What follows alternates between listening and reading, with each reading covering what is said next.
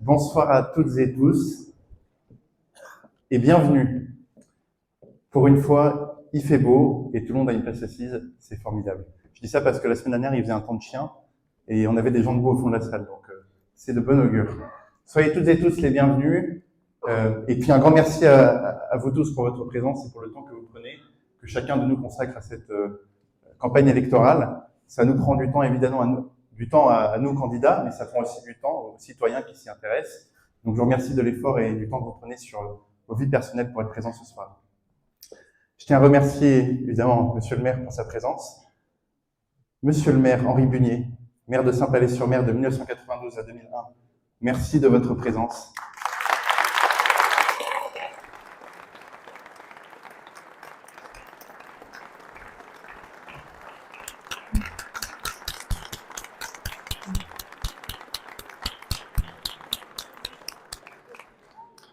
J'espère un jour me faire applaudir autant que vous.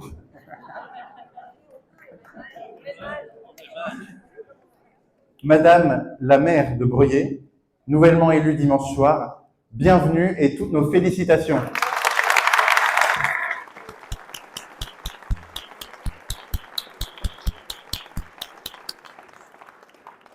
Alors, puisque je ne perds pas le nord, je n'oublie pas qu'il y a une gendarmerie à Breuillé, et donc j'ai déjà commencé les pourparlers avec Madame la maire pour qu'elle nous prête quelques gendarmes. Bon. Comme ça, il n'y aura plus besoin d'en recruter. Tous les candidats seront d'accord. Bon. Je tiens aussi à remercier, avant de rentrer dans le vif du sujet, les 3006 Saint-Palaisiens qui ont voté dimanche dernier. Et je remercie encore plus celles et ceux qui ont voté pour nous.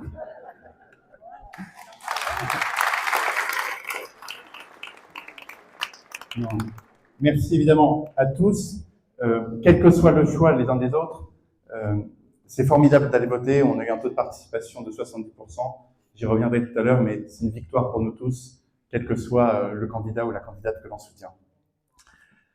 On est ensemble pour une grosse heure, je pense qu'on n'a pas besoin de prendre autant de temps que lors des dernières réunions publiques. Notre programme, vous le connaissez, je pense, par cœur, en tout cas aussi bien que nous. L'objectif de ce soir, c'est donc deux choses. La première des choses, j'aimerais passer un message à celles et ceux qui ont voté pour nous dimanche dernier. Je vous remercie très sincèrement au nom de toute notre équipe, mais je tiens à dire ceci, rien n'est fait. Et donc, il faut encore transformer l'essai. Et donc, le message que j'aimerais passer ce soir est un message de mobilisation. Si vous souhaitez que notre programme soit celui qui soit appliqué pour les 6 prochaines années à Saint-Palais-sur-Mer, je vous invite à revenir voter dimanche. Et j'espère que nous aurons quelque chose à fêter ensemble, mais pour ça, il faut que chacune et chacun retourne voter. C'est mon premier message.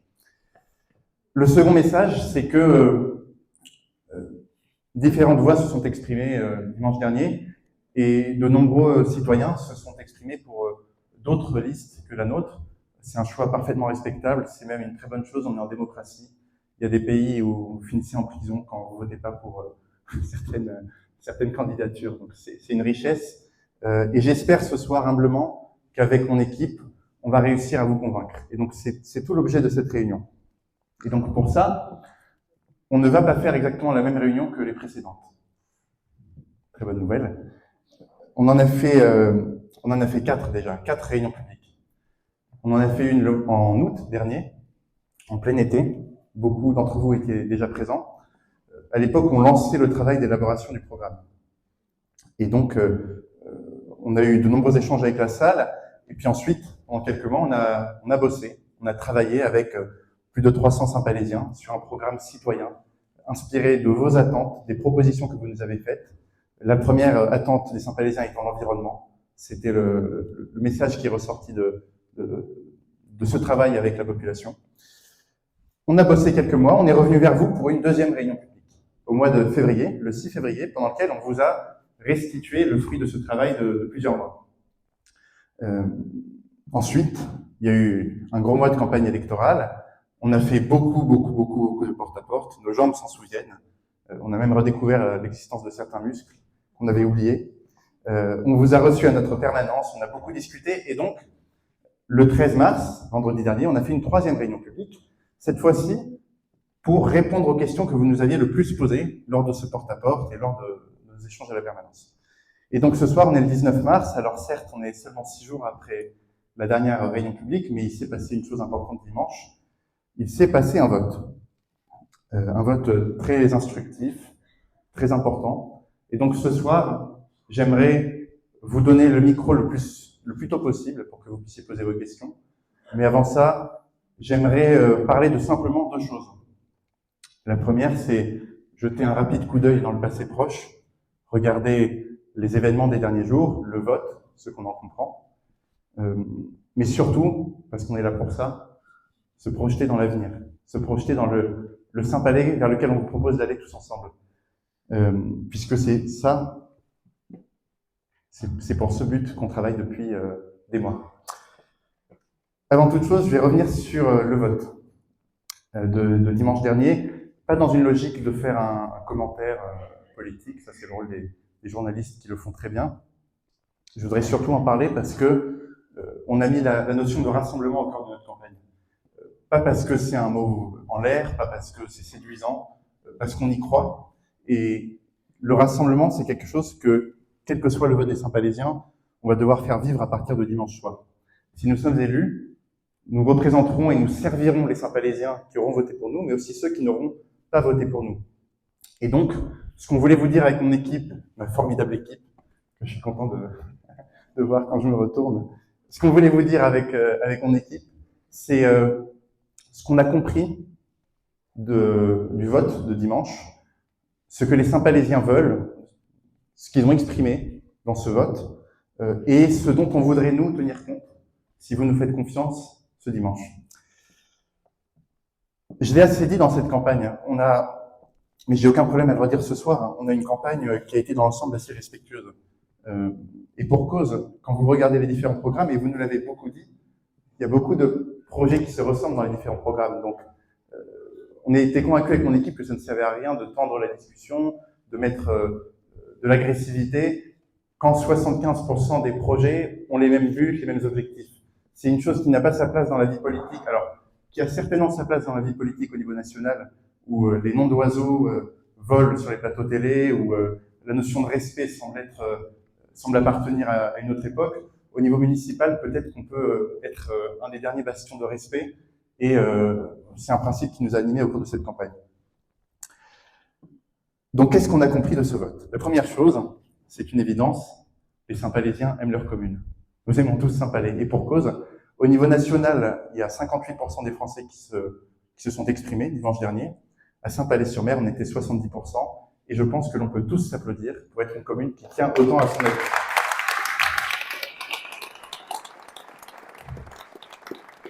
C'est une victoire de la démocratie. Et c'est une chose essentielle. Par contre, le revers de la médaille, c'est que c'est une sacrée pression parce que l'équipe qui va être élue dimanche va être attendue au tournant. Mais je vous rassure, si c'est nous que vous choisissez, nous sommes prêts à travailler pour vous. La deuxième chose qu'on a comprise du vote de dimanche, c'est le vote important qui s'est exprimé en faveur de la liste menée par Monsieur Jean Proulx, la liste Tous pour Saint-Palais, à laquelle je voudrais envoyer un message de respect et de considération. On n'est évidemment pas en accord sur tout, sinon on aurait fait une seule et même liste, ça aurait été plus simple. Mais on a, vous savez, Jean, c'est un collègue au conseil municipal de la majorité, c'est un scientifique, c'est quelqu'un qui est passionné par l'environnement. Dans cette compétition électorale, on peut être parfois tenté de penser qu'on est les uns contre les autres. C'est pas exactement ça, en fait. On est tous dans la même galère. On est tous des équipes d'une trentaine de personnes qui donnent tout ce qu'elles ont pendant des semaines. Et puis, parfois, à l'arrivée, il y a un résultat qui n'est pas forcément celui qu'on espérait. Donc voilà, je tiens à leur adresser un message de respect et de considération. Je disais, on n'est évidemment pas d'accord sur absolument tout. Il y a des nuances entre nos deux programmes. Cependant, je voudrais dire ce qu'avec mon équipe, on a entendu du vote qui s'est exprimé en faveur de cette équipe. Et notamment de 2 points, 2 sujets qui nous tiennent particulièrement à cœur et qui sont, je dirais, pas des éléments accessoires de notre programme, mais des piliers. Je pense que ce que les Saint-Palésiens nous ont dit en votant pour cette liste, c'est une aspiration à faire très attention à notre environnement, à agir proactivement pour le préserver, et une aspiration à défendre l'identité de notre commune. L'environnement, bon, j'ai pas besoin de forcer mon naturel pour en parler, c'est un de mes moteurs principaux. C'est pour ça que je m'engage. Je suis aujourd'hui adjoint en charge du développement durable. C'était la délégation que j'espérais en devenant adjoint. J'ai essayé, alors, à mon modeste niveau, parce qu'on est une mouche à l'échelle de l'humanité à Saint-Palais-sur-Mer. Donc, agir pour l'environnement, c'est à la fois nécessaire, en même temps, on pèse pas très lourd. Mais on peut agir pour notre environnement saint-palaisien pour le préserver. C'est ce que j'ai essayé de mettre en place avec le service dont je suis responsable, avec mes collègues également, en mettant en place des poubelles à mégots, comme celles que vous avez vues à l'entrée de la salle des fêtes. Et on observe déjà une baisse du nombre de mégots par terre, ce qui est une incivilité en décroissance. Le bilan carbone de la commune, c'est aussi un deuxième projet que j'ai voulu mener avec l'ensemble des élus et des services, pour qu'on sache combien on pollue, en gros. Parce qu'on sait combien on paye, on sait combien on dépense, on sait combien on gagne, on ne sait pas combien on coûte à l'environnement. Et donc maintenant on le sait, et on a un bilan qui nous permet d'y voir plus clair sur là où on veut améliorer notre empreinte environnementale. Et puis, troisième action que je voudrais souligner, puis c'est en même temps aussi une annonce, peut-être certains d'entre vous qui êtes venus en voiture, en vous garant au parking du Raz, avaient vu des travaux qui se déroulaient sur le parking. D'ici quelques semaines, on va voir des bornes de recharge électrique pour les véhicules électriques, dans l'idée de soutenir l'utilisation de ces véhicules bons pour l'environnement. Voilà, mais ça c'est le passé, ça nous intéresse infiniment moins que l'avenir. Donc dans notre programme, cette volonté environnementale, on a voulu la mettre à l'honneur à travers des mesures assez précises.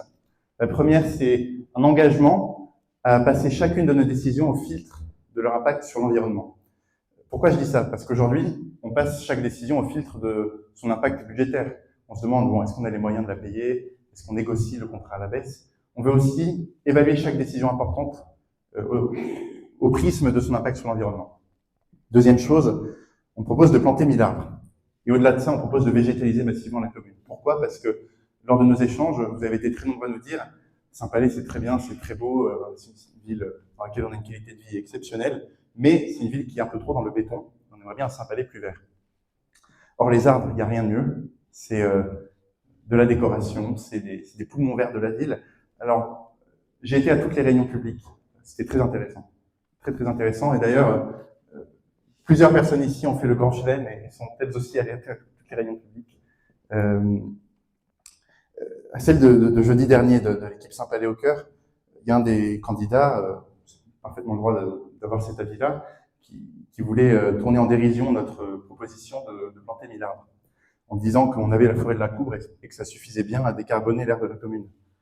Bon, et c'est parfaitement son droit, c'est des différences de vision, chacun a le droit à son avis. Ceci dit, si on veut planter 1000 arbres, c'est pas pour purifier l'air de la commune, qui est déjà très bien. Honnêtement, on a une qualité de l'air plus que correcte. La raison pour laquelle on veut planter 1000 arbres, c'est que ça peut avoir un impact concret sur le quotidien des Saint-Palaisiens, sur au moins deux choses. La première, c'est que les arbres, c'est des îlots de fraîcheur. Et dans cette salle, je pense que nombreux sont ceux qui ont déjà traversé une zone bétonnée de Saint-Palais en plein mois de juillet en se disant « Oh là, qu'est-ce qu'il fait chaud, il fait 40 degrés à l'ombre. » Bon. Un arbre, c'est un parasol naturel et pour cause, notre logo de notre équipe, c'est un pin parasol, comme symbole de notre volonté d'avoir un engagement résolu en faveur de l'environnement. Et puis, le deuxième impact positif des arbres, c'est que c'est un formidable outil pour l'infiltration des eaux. En fait, c'est des bouches d'égout naturelles, si on réfléchit, des avaloirs. Aujourd'hui, alors, et j'en ai vu d'ailleurs dans la salle, il y a des maisons de certains d'entre vous qui ont pu être inondées à des degrés divers parce que les avaloirs de la commune, sur certaines zones, n'étaient ou pas toujours très bien débouchés, ça peut arriver, ou ne pouvaient pas supporter l'intensité des averses qui est une des causes une des conséquences du dérèglement climatique. Donc, quand vous avez des arbres qui viennent en secours aux avaloirs existants, j'en suis quasiment certain, 1000 arbres, c'est 2 fois plus. Enfin, si on plante 1000 arbres, on en aura 2000 sur la commune. Donc, ça doublera le nombre d'arbres actuellement présents sur la commune, et je suis convaincu que ça aura un impact positif sur l'écoulement des eaux et qu'on verra reculer le nombre de maisons inondées, donc de sinistres, et donc de démarches avec les assurances, et donc toutes les prises de tête que ça implique. Deuxième message qu'on a entendu dans ce vote, c'est l'aspiration à préserver l'identité de Saint-Palais-sur-Mer, l'identité de notre village. Là-dessus, là encore, on n'a pas à se forcer pour dire que c'est quelque chose qui nous est cher. On souhaite évidemment défendre le patrimoine saint-palaisien, notre patrimoine architectural, mais aussi notre patrimoine naturel, le sentier des douaniers, la corniche de Nozan, pas seulement. Et pour preuve de ça, si vous avez bien reçu notre programme dans vos boîtes aux lettres, et normalement on a couvert toutes les boîtes aux lettres, mais si ce n'est pas le cas, venez nous voir à la fin, vous aurez vu un projet de nouveau marché, de nouvelle salle des fêtes, qui est d'ailleurs un projet que nous avons en commun avec l'équipe Saint-Palais au cœur. Exemple de pourquoi ça sert à rien de se disputer, parce qu'on a des programmes avec des points communs. Pour illustrer ce projet de nouveau marché, nous avons mis une photo de l'ancien, du marché d'il y a une cinquantaine d'années, que j'ai pas connu, que peut-être certains d'entre vous ont connu, qui est magnifique. Alors, l'idée, c'est pas de dire qu'on veut faire l'ancien marché à l'identique. C'est plus de dire on a une identité, une histoire de la commune, qu'on veut valoriser. Alors, on veut absolument pas, parce que j'ai vu ça l'autre jour, construire des immeubles, des logements sociaux, faire augmenter la population à 8000 habitants. Bon, bref, je ne sais pas où les gens qui disent ça ont vu qu'on souhaitait faire ça. Non, nous, ce qu'on veut, c'est préserver l'identité de Saint-Palais. Et donc, concrètement, notre projet de nouveau marché, de nouvelle salle des fêtes, je ne suis pas architecte, mais on fera un travail avec les architectes pendant la première année. Est-ce que on peut éventuellement sauver des morceaux de toiture, des fondations, des murs, pour valoriser l'ancien dans le nouveau? Moi, je pense que ce serait formidable. Ce serait vraiment, tout en dotant la commune de nouveaux équipements, mais il n'y a que du positif à faire ça. On fait des économies, on donne du cachet au bâtiment, parce que quand vous avez dans un coin du bâtiment une grille qui a appartenu à l'ancien marché, vous pouvez vous dire « Ah oui, je me souviens, c'est là qu'il y avait le poissonnier, bon, etc. etc. » On voit bien tout l'intérêt qu'il y a à être dans une forme, j'assume le mot, de recyclage, ou en tout cas de réutilisation. Donc voilà, c'est ça qu'on voulait dire ce soir avec mon équipe. Si c'est ce point qui a motivé les personnes qui ont voté pour cette liste, qui s'est retirée pour le second tour, à voter pour elle, je vous le dis très sincèrement, chacun est libre de son vote, mais si les Saint-Palaisiens nous font confiance dimanche, vous pouvez nous faire confiance pour agir résolument en faveur de l'environnement et de la préservation de l'identité de notre village. C'est le premier message que j'ai retenu du vote que nous avons retenu du vote de dimanche. Après, il y a eu un vote aussi important pour la liste du Rassemblement national. Alors, qui a marqué de l'ordre de 20% des voix. Je salue M. Ekel qui est présent dans la salle. C'est un score assez important qui, forcément, a sans doute une part de soutien à ce parti qui a le vent dans le dos au niveau national, mais qui, à mon avis, est surtout un message local. Un message local sur 3 aspirations importantes de la part des personnes qui ont voté pour cette liste. En tout cas, c'est comme ça que nous le comprenons, et évidemment, lorsqu'on fera circuler le micro, on sera ravis d'avoir votre propre compréhension de ce vote. Le premier désir exprimé par les électeurs qui ont fait le choix de cette liste, à notre sens, c'est un désir de sécurité. Un désir de sécurité, alors, avec le programme de l'équipe de M. Ekel, on n'a pas exactement les mêmes solutions qu'on propose. En revanche, là encore, mais toutes les listes sont en phase là-dessus, on poursuit tous les mêmes objectifs d'un Saint-Palais avec une meilleure sécurité des biens et des personnes, une meilleure sécurité routière, une lutte contre les incivilités. Là où on peut diverger, et encore pas sur toutes, sur les solutions, c'est notamment alors sur la question de la police municipale. Nous proposons de recruter des policiers municipaux l'été parce que on s'aperçoit que c'est sur les 2-3 mois d'été que se concentre la moitié des cambriolages et de la plupart des délits.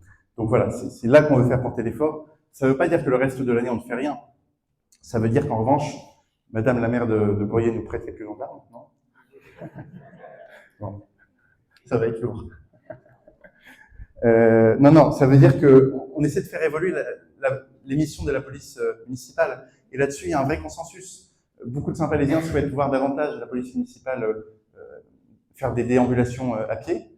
Beaucoup de Saint-Palaisiens souhaitent pouvoir échanger avec la police municipale une fois par mois sur une des places de Saint-Palais. Beaucoup de Saint-Palaisiens souhaitent voir la police municipale davantage, voire même systématiquement sanctionner les incivilités, qui sont vraiment un de nos cailloux dans la chaussure. Les vélos sur les chemins piétons, les mégots jetés par terre, qui me rendent fou à titre personnel, les chiens sur la plage lorsque c'est pas autorisé.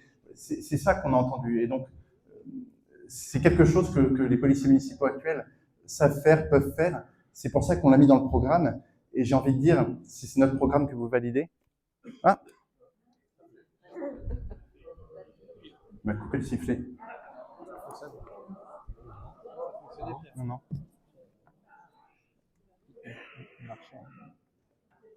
C'est bon. Bon, le micro, il vote pas pour nous. Hein. Voilà, donc la police municipale sait faire ce genre de choses. On propose également de rénover l'éclairage public de fond en comble. Alors, c'est quelque chose qu'on n'aurait pas mis dans le programme si on n'avait pas la certitude de pouvoir le financer, parce que l'éclairage, ça coûte très cher. Mais grâce à un partenariat public-privé, je vous épargne les détails, si vous avez une question à ce sujet, on sera ravis de vous expliquer la mécanique financière derrière. On va pouvoir le faire financer essentiellement par des sources externes. Et donc l'objectif, c'est qu'on ait un Saint-Palais où l'éclairage est rénové, où la lumière s'allume sur votre passage, et s'éteint ensuite, plutôt que d'éclairer à perte toute la nuit, et ceci dans tous les quartiers. Un dernier mot là-dessus sur la sécurité, parce que tout ça, en fait, ce sont des moyens qu'on évoque. Mais nous, ce qu'on souhaite faire, c'est mener une politique de résultat. Donc chaque année, au mois de décembre, lors de la commission des finances, on va voter non seulement un budget pour la sécurité, mais aussi des objectifs. On souhaite faire diminuer de temps le nombre de cambriolages, on souhaite diminuer de temps le nombre de délits. Et on va y associer des moyens, notamment la vidéoprotection, qui est une des choses les plus efficaces. Ceux qui se souviennent du braquage du restaurant chez Lolo, les fautifs ont été retrouvés grâce à la vidéoprotection et aussi grâce à la voiture vert fluo qui les rendait assez faciles à trouver. Voilà. Et donc, c'est un des sujets sur lesquels on sera heureux de travailler avec tout le monde si nous sommes élus, même si nous ne sommes pas d'accord sur tout, même si nous ne partageons pas les mêmes idées sur tout, avec l'équipe de Monsieur Ekel. Et Monsieur Ekel, si vous êtes dans la salle, j'ai vu que vous aviez plusieurs policiers municipaux dans votre équipe, donc on compte sur leur expertise pour nous aider en ce sens. Deuxième point, c'est le désir d'équité, qui est largement ressorti de nos échanges avec la population. Bon, peut-être certains d'entre vous se reconnaîtront dans ce que je vais dire. Certaines personnes nous ont dit, on a le sentiment que notre quartier est oublié. On a le sentiment d'être la rue des oubliés, on n'a jamais vu la balayeuse, on n'a jamais de retour sur nos demandes. Bon, nous, ce qu'on propose là-dessus, c'est assez simple. C'est pas des mots, parce que je pourrais vous dire là, la main sur le cœur, on va vous traiter avec équité, ça sera mieux avec nous, vous allez voir. Non. Ce qu'on propose, c'est quelque chose de beaucoup plus contraignant, dans lequel on n'aura pas trop la place de faire autre chose. On propose un calendrier de rénovation de l'ensemble de la voirie, des trottoirs, sur la mandature. Et à partir du moment où la mairie publie ce calendrier, ça l'engage, parce que les citoyens pourront venir nous voir et nous dire « Attendez, là, ma rue, vous avez dit que vous la feriez, elle n'est pas en cours. » Donc l'équité, on sera obligé de s'y astreindre. Et c'est bien ce qu'on doit aux Saint-Palaisiens. Alors on y mettra évidemment en priorité les rues les plus dégradées. Je ne vais pas toutes les citer, mais il y en a quand même qui nous ont frappés. Le chemin des Pinsons, évidemment, la rue Lucien Deveau, évidemment, la rue des Fougères, évidemment. Alors l'avenue des Peupliers et la rue des Roseaux, elles sont en cours, mais voilà. Donc de l'équité. Troisième point, c'est la sobriété. La sobriété, qui est aussi alors une préoccupation qu'on a essayé d'avoir et qui est sincère. On a un programme volontairement sobre, on a un programme de 3 pages dans lequel on a fait des choix. On a fait des choix, et notamment celui d'être extrêmement rigoureux sur les dépenses de fonctionnement et d'aller à la chasse au gaspillage d'argent public. Parce que notre vision des choses là-dessus, c'est que on est nombreux dans l'équipe, moi y compris, à venir du secteur privé. Il y a quand même un truc assez fou en France, c'est que dans le secteur privé, jamais on gaspille l'argent. Dans le public, bon, regardons au niveau national, on a 3 000 milliards de dettes, un petit peu plus. On est un petit peu schizophrène dans la matière. Donc nous, ce qu'on souhaite avoir, je vais prendre l'image de mon coéquipier Éric Pilloton, c'est d'avoir un oursin dans la poche. C'est d'être radin avec l'argent public, concrètement. Et d'aller à la chasse au gaspillage. Autre sujet sur lequel, si nous sommes élus, nous serions heureux de travailler avec la minorité pour aller à la chasse aux économies. Et on souhaite également, alors, ça on en prend l'engagement, hein, on veut absolument tout faire pour ne pas toucher aux impôts. On n'a pas écrit qu'on le promettait parce que, de toute façon, même si on le promettait, notre conviction, c'est que on ne sait jamais ce qui peut se passer dans les 6-7 prochaines années. Enfin, nous-mêmes, il y a 6 ans, on était en 2020. Est-ce que chacun de nous savait qu'il se produirait le Covid, le quoi qu'il en coûte, le creusement de la dette? Donc voilà, je ne crois pas que ce soit une promesse honnête. En revanche, je veux prendre cet engagement honnête de tout faire contre. Et pour preuve de ça, on est une équipe municipale aujourd'hui qui n'a pas augmenté les impôts sur les 6 dernières années. Et d'autres communes ne s'en sont pas privées. Je ne sais pas si à Bruyers, les impôts augmentés. Non. Mais on n'y a pas touché. Voilà. Et je trouve que les actes parlent plus fort que les mots. On aura cette même volonté au niveau de la CARA, parce qu'en revanche, la CARA, elle, a augmenté nos impôts, ne s'en est pas privée. Donc voilà, on va évidemment être assez exigeant sur ce sujet. L'argent public n'est pas à volonté, c'est sacré. Voilà. Voilà ce que je voulais dire sur ce que peut-être on a entendu de ce vote et de ce qu'on peut partager, un désir de sécurité, d'équité et de sobriété. Je voudrais très rapidement aussi revenir sur les événements des derniers jours qui ont fait l'actualité sous forme de faits divers. Pour celles et ceux qui ne l'auraient pas vu, la réunion publique de M. Eckel a été annulée hier soir dans un souci d'apaisement au vu de la prise de position d'une de ses colistières, ce qui est parfaitement son droit, on est en démocratie. Voilà. Je cible jamais des personnes, je veux juste parler du fond. Et on a parlé au téléphone de M. Eckel et j'ai aucun problème à répéter ce que l'on s'est dit. Nous avons probablement surtout des différences dans nos idées, dans notre façon de voir les choses. Mais la première chose, c'est que, à mon sens, la politique, l'engagement politique, surtout au niveau local, c'est pas tout faire pour être élu. C'est pas faire des débauchages. C'est pas faire des attaques personnelles dans le sprint final. C'est débattre, proposer un projet qui est le même en mars que ce qu'il était en décembre, et ensuite respecter le vote des Saint-Palésiens et travailler ensemble, mais, et c'est le point le plus important, dans le respect de nos différences. Dans le respect de nos différences. C'est une notion très importante. Et on est effectivement pas en accord sur tout, mais nous n'avons eu avec cette équipe, et d'ailleurs avec celle de M. Proulx, que des échanges courtois, respectueux au cours de cette campagne. Sans nier nos différences, je tenais à vous adresser, à vous et à votre équipe, et aux électeurs qui ont fait le choix de votre liste, un simple message de respect et de considération, tout simplement.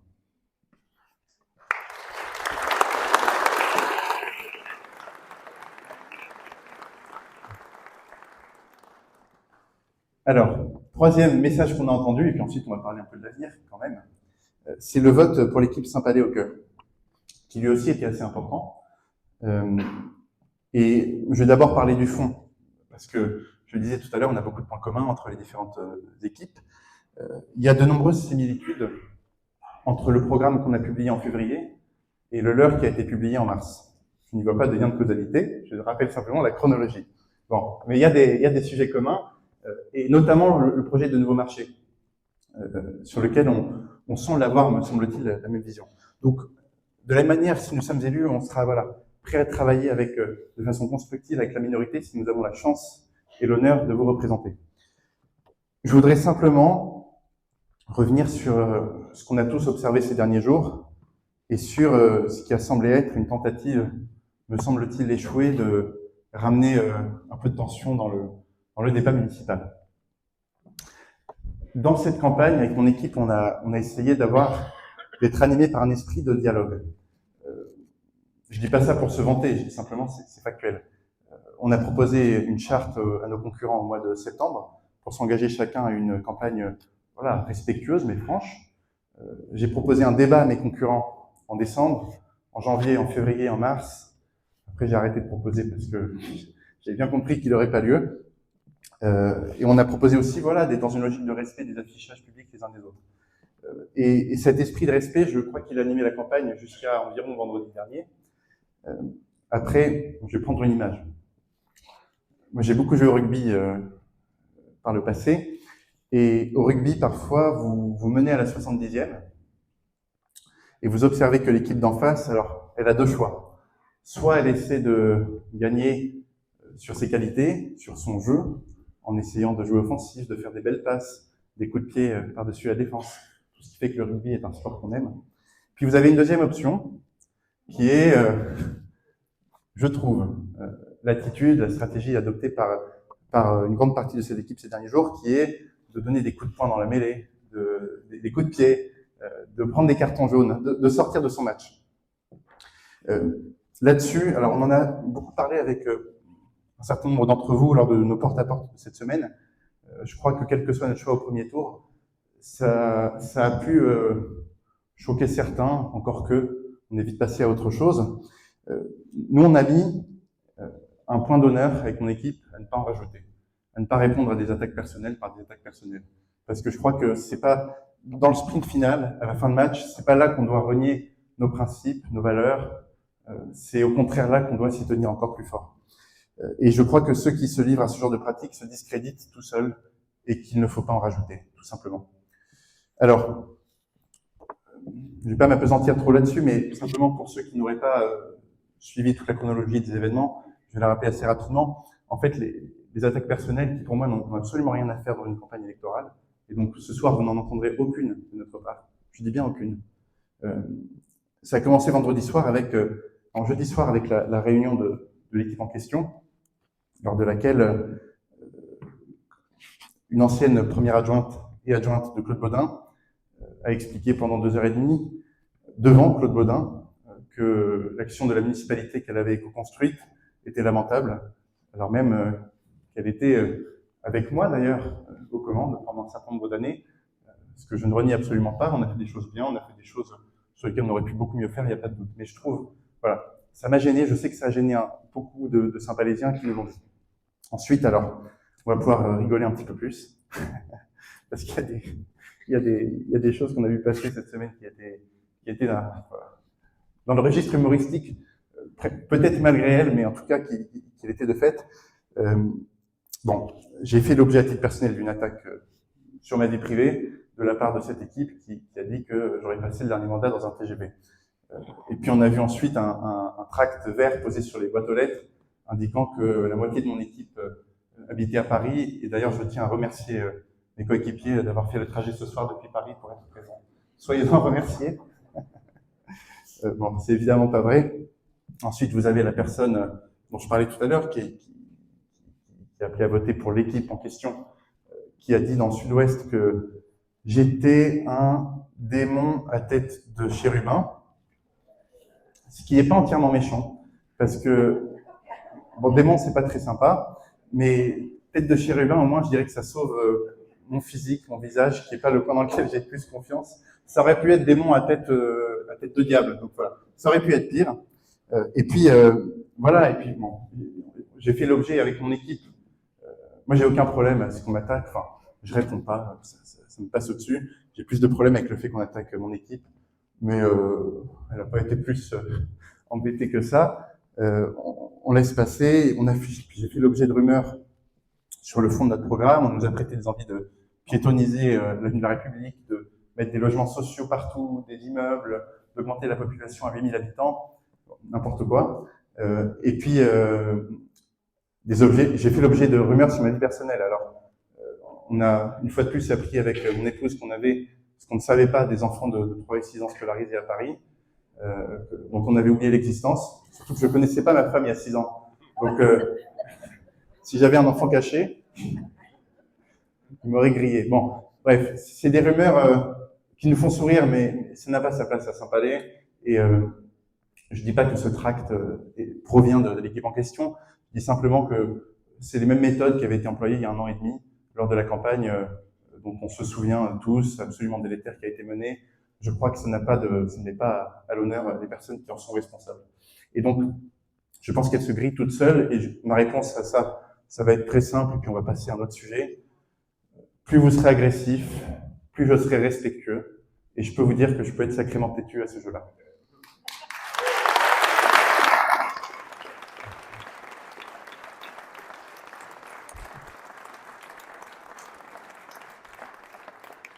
Bon, je me dépêche parce que j'ai un TGV qui part pour Paris dans une demi-heure, donc on avance. Je vais juste répondre quand même parce que j'aurais aimé avoir un débat avec mes concurrents qui manifestement trouvent plus simple de voilà, faire dire et publier sur les réseaux sociaux plutôt qu'en parler en face à face. Mais bon, je vais répondre assez rapidement. Alors on m'a reproché d'avoir habité ailleurs dans ma vie. Là, je le dis sans Il n'y a pas de secret, en fait. J'habite à Saint-Palais-sur-Mer avec mon épouse depuis 2 ans et demi. Depuis que je suis devenu adjoint de Claude Baudin, j'ai quitté le boulot que j'occupais à l'époque à Paris pour prendre un travail qui me permettait de travailler depuis Saint-Palais-sur-Mer en télétravail, depuis Saint-Palais-sur-Mer. On me reproche d'avoir habité ailleurs. Enfin, pardon, je vais dire un truc très simple. Excusez-moi. On vient tous de quelque part. On vient tous de quelque part. Donc, il y en a qui ont la chance, comme Claude Baudin, d'être né à Saint-Palais-sur-Mer. Il y en a d'autres qui n'ont pas cette chance. Moi, j'habitais un peu partout. J'habitais à Limoges, j'habitais à Lyon, j'habitais un petit peu à Paris, j'habitais à Cognac, j'habitais un petit peu en Italie. Aujourd'hui, j'habite Saint-Palais et ma question, elle est simple. Est-ce que quand on a habité ailleurs que Saint-Palais-sur-Mer, on est un sous-résident? Est-ce qu'on est un sous-Saint-Palaisien? Est-ce que quand on a été résident secondaire, on est un sous-Saint-Palaisien? Est-ce qu'il y en a qui ont plus ou moins leur mot à dire sur l'avenir de la commune? Je crois pas du tout. Et je peux vous dire une chose, moi, Saint-Palais, je connais cette ville comme ma poche.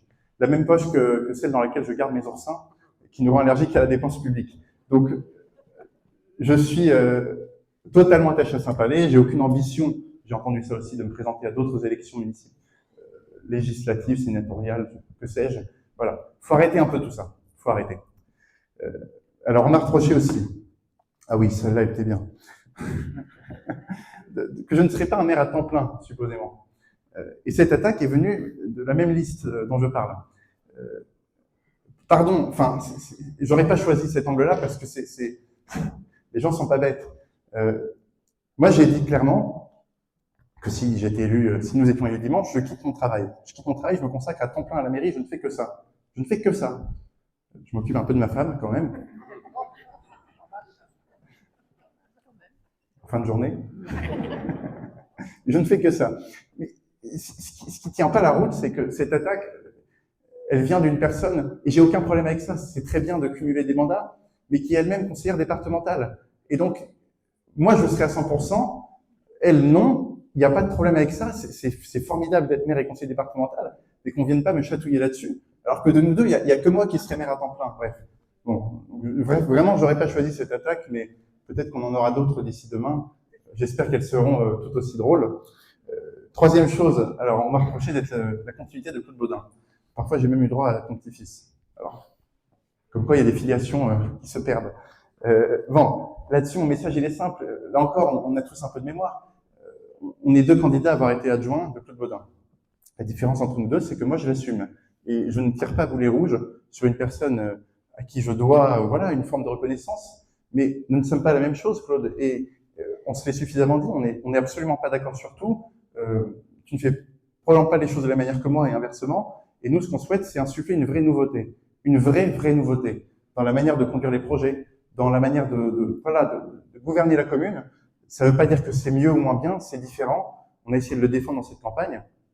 Mais qu'on ne vienne pas me dire qu'on représente l'alternative quand on a été aux manettes pendant 10 ans. C'est mon message, il est tout simple.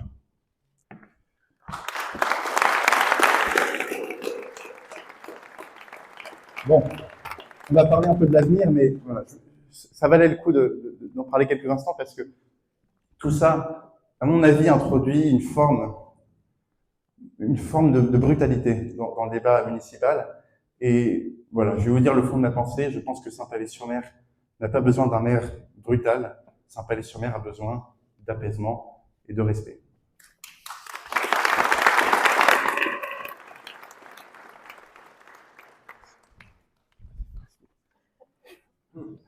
On est quand même humain. Merci Eric. Bon, on va parler d'avenir. C'est beaucoup plus intéressant que de parler les uns des autres, mais voilà ce qu'on a retenu de ce vote.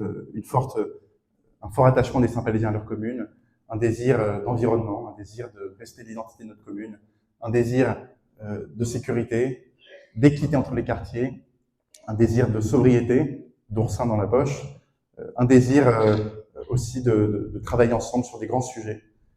Et j'espère de tout cœur qu'on sera en mesure dimanche de pouvoir gouverner la commune en donnant à chacun, quel qu'était son vote au premier et au second tour, le sentiment d'être représenté et que ses souhaits sont entendus. Alors, pour parler d'avenir, et ensuite on va vous passer le micro. J'aimerais vous parler de 2 choses. On se projette un petit peu dans l'avenir, qui est un sujet infiniment plus enthousiasmant que les petites histoires de campagne. D'abord, dans les 100 prochains jours, à quoi ressemble le Saint-Palais dans 100 jours si vous nous faites confiance dimanche? Puis la deuxième chose, à quoi ressemble le Saint-Palais après-demain? À quoi ressemble le Saint-Palais en 2030, en 2032? Dans 100 jours, si vous nous faites confiance, et j'en prends l'engagement ce soir, on se mettra au boulot immédiatement. Il y a des chantiers importants à lancer, de toute urgence. La première urgence, c'est commencer ce calendrier des travaux sur l'ensemble du mandat, pour que chacun puisse savoir sur un plan interactif. Alors, je ne promets pas que le plan soit en ligne dans 100 jours, mais disons que c'est un ordre de grandeur. En tout cas, il faut que le contenu y soit, que chacun sache quand est-ce que ma rue sera faite, quand est-ce que mon trottoir sera refait, quand est-ce que mon trottoir sera construit lorsqu'il n'existe pas, comme dans la rue des Fougères, quand est-ce que mon nid de poule sera refait, quand est-ce que mes réseaux seront enterrés. Voilà. Ça, c'est vraiment le tout premier besoin qui va nécessiter beaucoup d'huile de coude. Deuxième priorité, alors, elle coûte rien à mettre en place. À partir dans 15 jours, si vous nous faites confiance dimanche, il y aura une permanence du maire et des élus chaque semaine sur un créneau fixe. Et donc, vous pourrez vous rendre en mairie sans prendre rendez-vous, sans avoir à justifier du motif de votre rendez-vous, sans avoir à être priorisé au profit d'un rendez-vous plus important. Non, ce sera dans l'ordre d'arrivée. Et vous pourrez échanger avec le maire et les élus et on sera à votre service et à votre écoute. Troisième chose, ce sera une discussion à avoir avec les élus, si nous sommes élus dimanche, avec ceux qui siégeront dans la minorité, pour avoir une vraie discussion sur qu'est-ce qui nous rassemble, beaucoup de choses quand même, quels sont les moyens dont vous avez besoin pour mener votre mandat, quelles contributions constructives souhaitez-vous apporter, est-ce que vous souhaitez porter tel ou tel projet, voilà, ce sera une discussion à avoir. Il faut qu'ils en aient l'envie, évidemment, il faut aussi qu'on crée les conditions de la confiance, qui est un très beau mot qui doit présider à nos relations. Quatrième urgence dans les 100 jours, c'est la CARA. On va évidemment, alors, où est-ce qu'elle est? Sophie Waldteufel et moi-même représenterons Saint-Palais à la CARA si nous sommes élus dimanche. Et la CARA, ça peut paraître une machine un petit peu nébuleuse, un petit peu comme l'Union européenne. Bon, en fait, c'est très concret. La CARA, c'est celle qui s'occupe de nos déchets, notamment verts. C'est elle qui est en train d'installer des bacs enterrés pour les déchets qui verront le jour dans quelques semaines. Ça va vraiment changer la qualité de vie, notamment des personnes qui sont à Saint-Palais le week-end, mais qui en repartent la semaine. La CARA, c'est également elle qui gère la question des eaux, la station d'épuration. Donc voilà. Et la CARA gère aussi une partie de nos impôts. Donc on va s'engager à fond. On a rencontré avec Sophie les deux postulants à la présidence de la CARA, Patrick Maringo et Vincent Barrault. Non seulement, et c'est l'objet de nos discussions, qui sont, voilà, c'est pas des choses qui se disent en public, mais c'est bien à l'ordre du jour de nos discussions. On souhaite conserver l'influence actuelle de Saint-Palais à la CARA. Une vice-présidence, c'est un rôle de délégué, mais pas pour la gloriole, surtout pour être en mesure de défendre les intérêts de Saint-Palais. C'est pour ça qu'on s'y engage. Et puis on organisera également le recrutement de policiers, excusez-moi madame la maire, de policiers pour l'été. Alors honnêtement, on ne va pas se raconter de salade, ça risque d'être un peu short de faire venir des policiers dès cet été. C'est pas pour ça qu'on ne peut pas essayer, on fera tout pour. Ça implique d'être hyper réactif, donc probablement dès le 23 mars ou début avril, on s'y mettra pour essayer de trouver des personnes qui pourront venir patrouiller dans les rues de Saint-Palais dès cet été. Puis sinon, on demandera peut-être un petit coup de main à M. Eckel et à ses colistiers policiers qui voudront peut-être dépanner pour cet été. Dernière priorité, on vous rendra des comptes en réunion publique, alors pas dans les 100 jours, mais peut-être pendant l'été, pour vous dire voilà ce sur quoi on a bossé, voilà ce qu'on compte faire pour les prochaines années.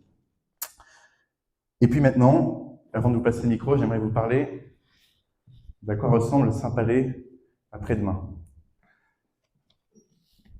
Je parlais de notre logo tout à l'heure, le pain parasol, qui est un emblème de notre volonté de végétaliser la commune et de la débétoniser. On a aussi un slogan. Ce slogan, c'est un avenir qui nous rassemble. Parce qu'on pense que le projet qu'on vous a proposé peut être un avenir qui nous rassemble tous. Et donc, j'aimerais vous inviter à nous projeter tous ensemble dans cet avenir. Peut-être à faire marcher notre imagination. Ceux qui souhaitent fermer les yeux le peuvent. Attention à ne pas vous endormir. Je vais vous demander d'imaginer, un Saint-Palais en février 2030. Février 2032, allez. Là, on est en février 2032, c'est un vendredi. Le meilleur jour de la semaine. C'est un vendredi et il fait beau. Il fait beau en mois de février parce que Saint-Palais, parfois on est très malchanceux pour la météo, parfois on a sacré coup de bol. Il n'a pas fait beau la semaine dernière. Il n'a pas fait beau la semaine dernière, il a beaucoup, beaucoup plu. Mais parce que des arbres ont été... Décidément. Parce que des arbres ont été plantés, parce que les bouches d'égout ont été entretenues, cet épisode pluvieux n'a pas donné lieu à des inondations, et c'est une agréable surprise. Mais aujourd'hui, il fait beau. Il fait beau, et c'est le matin, donc vous allez poser vos enfants, vos petits-enfants à l'école Lucien Robin, qui n'aura pas connu de fermeture de classe, parce qu'on aura réussi à stabiliser la population en faisant venir des jeunes actifs. D'ailleurs, à l'école, vous arrivez, vous avez une cour d'école verte, végétalisée, où vos enfants prennent plaisir à jouer. Et puis ensuite, voilà, vous laissez vos enfants à l'école, vos petits-enfants, puis vous allez vous occuper un peu parce que vous avez du temps à tuer, donc vous allez passer une journée dans votre association. Typiquement, si vous êtes au club d'athlétisme, vous allez courir un petit peu, c'est l'entraînement. Vous avez de la chance, grâce à un travail entre la municipalité et le club d'athlétisme, on a réussi à trouver des subventions pour refaire la piste d'athlétisme qui sera enfin assez longue et vous permettra de concourir à être le futur Christophe Lemaître, Saint-Palésien, ou le nouveau Louis Clotour, qui est notre champion maison. Si vous êtes membre du club de pétanque, on aura fait notre maximum pour travailler avec le club de pétanque pour trouver des subventions, un terrain pour qu'ils puissent faire leur activité. Vous avez l'idée. Si vous jouez au billard, vous allez faire du billard. Bref. Bon, vous passez le temps, mais au bout de quelques heures, vous avez un petit truc qui vous gêne. Vous avez mal aux dents. Vous avez mal aux dents et vous dites si seulement il y avait un dentiste ici. Ah, mais il y en a un. Il y en a un parce que la municipalité et Romain Guillemot, potentiel, si nous sommes élus adjoints à la santé, sera allé dans tous les congrès de dentistes de France et de Navarre pour essayer d'aller dérouler le tapis rouge à un dentiste, lui trouver un local. Et donc vous arrivez chez le dentiste. Bon, vous attendez dans la salle d'attente. Vous voyez d'ailleurs qu'il y a cette femme qui est dermatologue qui est installée juste à côté. Rêvons un petit peu. Bon, tout ce que je vous dis là, c'est évidemment pas des engagements fermes, parce que c'est assez ambitieux. Je veux juste qu'on imagine, au-delà du programme, voilà, de cette liste de mesures, quel est l'idéal vers lequel on veut tendre. Et je vais dire une chose simple, si on vise la Lune, on n'y arrivera peut-être pas, mais on aura au moins les étoiles. Et ça, c'est déjà une bonne chose, c'est une avancée. Donc voilà, vous allez voir le dentiste, il vous fait un peu peur avec ses outils, mais ça va mieux. Et donc vous dites, bah tiens, je vais passer le temps, il fait beau, je vais aller m'acheter un bouquin. Mais il n'y a pas de librairie à Saint-Palais. Ah si, il y en a une. Il y en a une parce que l'équipe municipale, en faisant jouer tous ses réseaux, a réussi à faire venir une librairie avec un modèle économique qui tient la route, qui fait aussi, alors qui doit se diversifier pour être rentable, donc qui fait salon de thé, qui fait peut-être ludothèque. J'ai une fan de ludothèque dans l'équipe. Voilà. Bon, vous achetez votre bouquin et puis vous allez récupérer vos enfants à l'école. Puis c'est le début de la fin de la journée. Donc vous dites, les enfants, qu'est-ce que vous voulez faire? Est-ce que vous voulez regarder des dessins animés? Est-ce que vous voulez vous balader à la Grande Côte? Les enfants vous répondent, on veut regarder des dessins animés. Vous leur répondez, ok, on va se balader à la Grande Côte. Donc, entrez dans les pieds, vous les amenez, et il fait magnifique. Vous vous baladez voilà, le long de la Grande Côte, et puis vous décidez de poursuivre votre chemin vers le sentier des douaniers, qui, espérons-le, on y croit tous, on veut travailler avec tout le monde pour arriver à ce but hyper ambitieux. Ne rêvons pas trop, ça va être difficile, mais on fera tout pour. Vous continuez votre chemin sur le sentier des douaniers, qui a été rouvert parce que, en travaillant avec tout le monde, majorité, minorité, collectivité territoriale, appui au niveau national, etc., citoyens qui auront eu de bonnes idées, on a réussi à trouver un chemin. Est-ce que c'est un chemin sur pilotis, le long de la côte? Est-ce que c'est un chemin plutôt terrestre? Ça, c'est des questions auxquelles les experts environnementaux et du littoral pourront mieux répondre que nous. Mais en tout cas, voilà, vous avez cette continuité et donc, vous allez prendre un petit café au Halles de Saint-Palais-sur-Mer. Et vous dites, tiens, regarde, mon petit, là, avant, il y avait le poissonnier. Avant, il y avait Besson, maintenant, il est là-bas. Donc, vous prenez un petit café, le petit prend, j'en sais rien, un diabolo menthe, je sais pas ce qu'on boit, un iced tea, etc. Mais vous ne tardez pas trop, parce que vous avez un événement. Vous avez un événement à Saint-Michel-le-Grand, ou vous avez un événement à la médiathèque. Donc, vous y allez. Alors, vous croisez plusieurs aînés qui sont assis sur des bancs, parce que dans ce Saint-Palais dont on rêve, Il y a encore plus de bancs, de places assises pour nos aînés. Vous arrivez et vous avez un événement exceptionnel avec un groupe local en pleine ascension, un pianiste, un orchestre, un guitariste, un chanteur, etc., etc. Vous entrez dans la salle et qu'est-ce que vous voyez? Vous voyez deux choses. Vous voyez déjà qu'il y a de la place, parce que la population, je le répéterai jamais assez, n'aura pas augmenté à 8000 habitants, mais sera restée stable. Donc, vous trouvez une place assise. Vous voyez aussi qu'il y a des jeunes. Vous voyez qu'il y a des jeunes dans la salle, des personnes avec leur famille, avec leurs enfants. Et pourquoi il y a des jeunes? Parce qu'ils auront réussi à se loger dans un saint palais dans lequel on aura, sans multiplier les constructions, exigé des nouvelles, rares constructions, qu'elles soient réservées aux résidences principales. Et monsieur le maire, monsieur Bunier, ça a fait l'objet de nombreuses discussions entre nous et d'une des raisons de votre soutien pour lequel je tiens à vous remercier à nouveau très chaleureusement. Donc vous trouvez des jeunes qui habitent là, voilà, qui n'ont plus à aller, comme c'est le cas aujourd'hui, vivre à Saint-Augustin, à Mersac, ou que sais-je, qui peuvent se loger à des prix raisonnables à Saint-Palais-sur-Mer. Ça implique un travail évidemment assez complexe. On sera heureux de répondre à des questions à ce sujet. La question de l'immobilier est évidemment passionnante.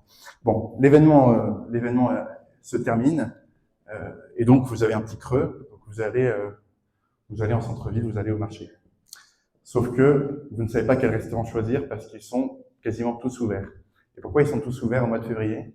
Parce qu'on aura réussi à mettre en place les conditions de possibilité d'une commune qui vit 12 mois sur 12, ou en tout cas qui tend le plus possible vers ce but exigeant. C'est en faisant des événements au mois de décembre, au mois de janvier, en faisant venir davantage de résidences principales plutôt que secondaires, qui sont évidemment importants pour Saint-Palais, mais on a besoin de marcher sur nos deux jambes, principales et secondaires. Et donc, ces commerces, ces restaurants auront trouvé des raisons de rester ouverts en décembre, en janvier, en février.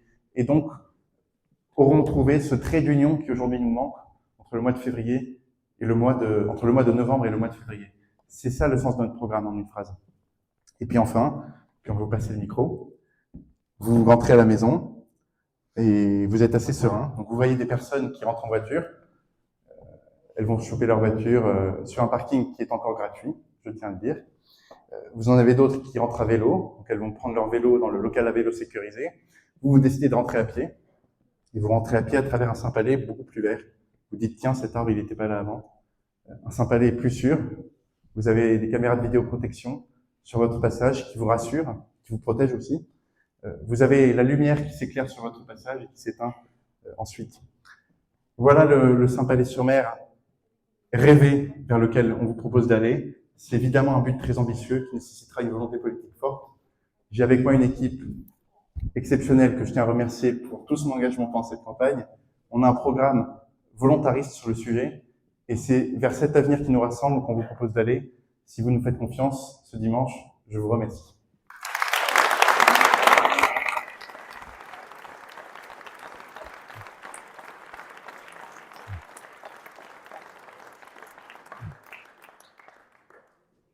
Merci. Oh là là, décidément.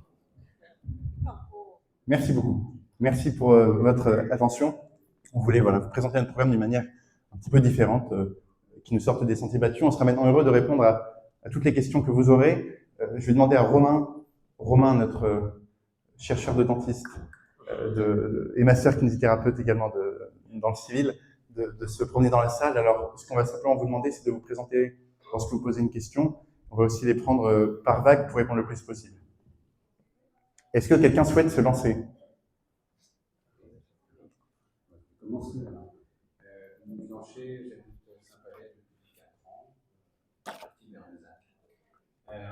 Monsieur? Quelles sont les mesures concrètes pour attirer plus de résidents principaux, en particulier avec les nouvelles constructions? Merci beaucoup. Une deuxième question? J'en ai vu une au centre. Monsieur, oui. Dans un marché. Je m'appelle Michel Fontano. Voilà. J'ai une question. Pardon. Vous avez entendu parler régulièrement d'Ankara. Vous avez parlé vous voulez continuer à ce que Saint-Palais pèse auprès de l'Ankara. Et j'aimerais savoir comment. Qu'est-ce que vous comptez faire? Qu'est-ce que vous comptez mettre en œuvre? Merci beaucoup. Est-ce que l'on prend peut-être Troisième question. Bonjour, Romain Smassier. Je voulais parler de la station d'épuration qui fonctionne énormément l'été pour des licences et qu'est-ce que vous comptez faire pour cela? Merci beaucoup.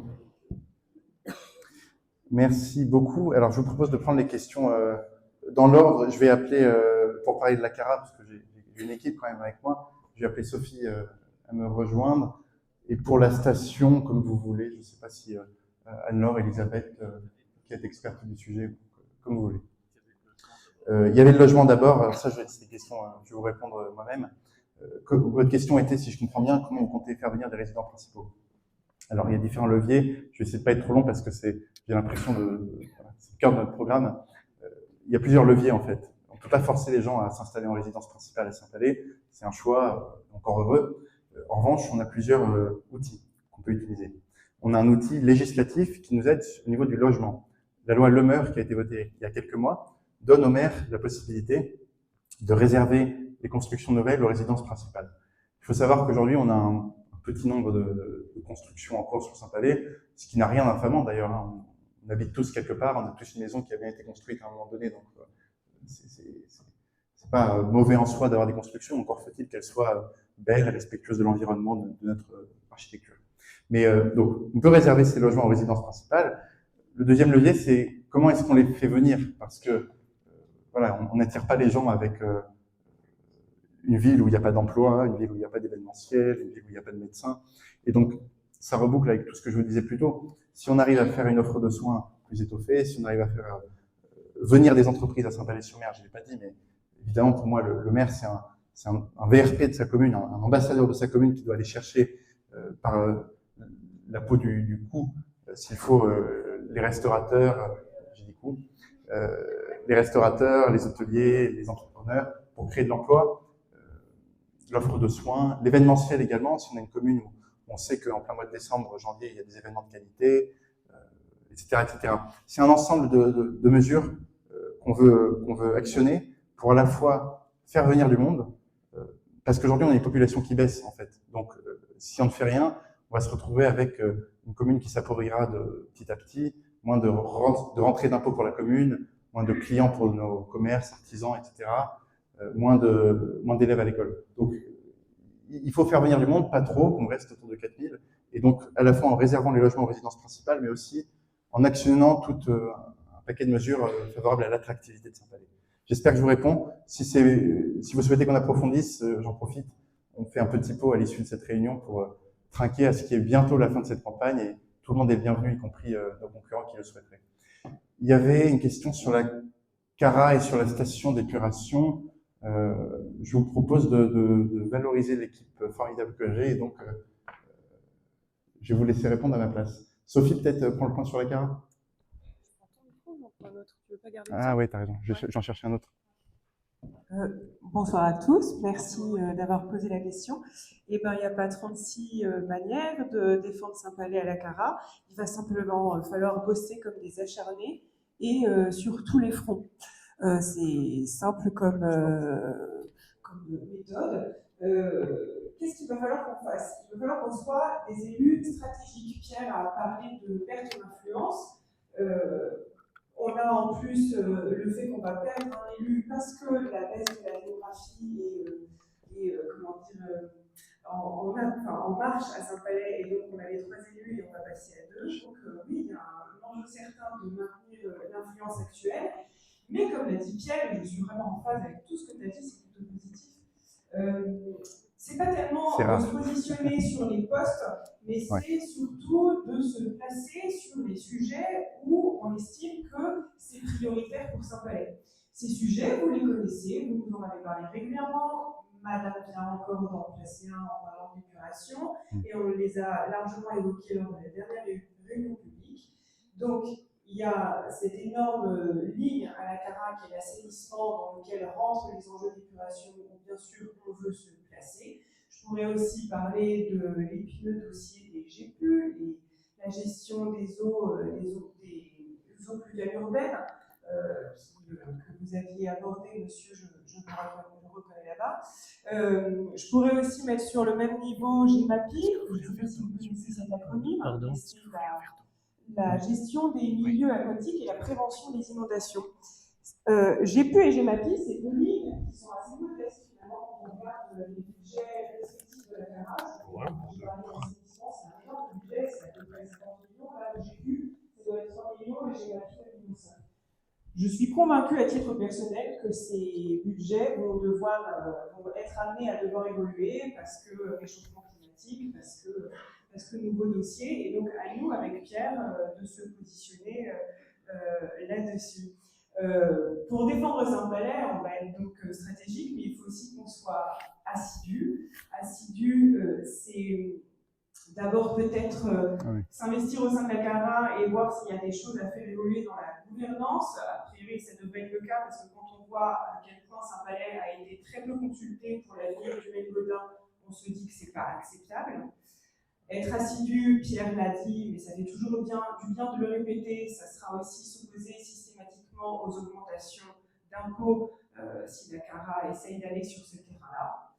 Et enfin, être assidu, à notre sens, c'est être proactif, c'est-à-dire taper à toutes les portes d'entrée de la CARA et déposer des dossiers dans tous les programmes susceptibles de pouvoir nous aider dans les projets dont on vous a parlé. Je pense par exemple à ce fonds de concours dont l'enveloppe a été votée pour 2025-2030 et c'est de 12 millions, soit 2 millions par an à se partager évidemment dans les 33 communes. Et du coup, bien sûr qu'on va essayer d'inscrire des projets chaque année dans ce fonds de concours. On vous a parlé du marché, évidemment ça va être une priorité pour nous d'inscrire ce marché dans ce fonds de concours.